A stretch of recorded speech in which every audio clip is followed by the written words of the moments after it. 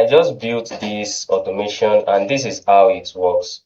So this email, I automate it to whenever it receives an email that has the word obvious in it. So this is the search keyword that I specified for it. So whenever I receive any email with this word obvious, it will notify me immediately in Slack channel. So it will post it to the Slack channel that I just received an email with the word obvious in it. So let's test it. So I'll be using another email to send something with obvious to my email with n8n.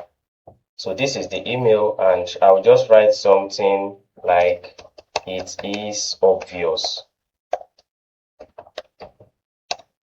So then I will send it.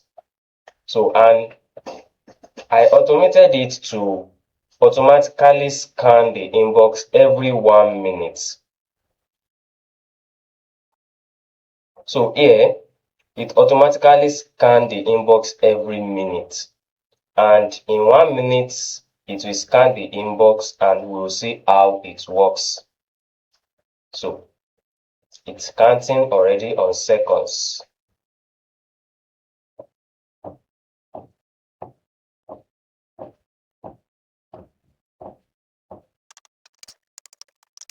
So now let's go to Slack. So this is where I will receive it. And now this is it.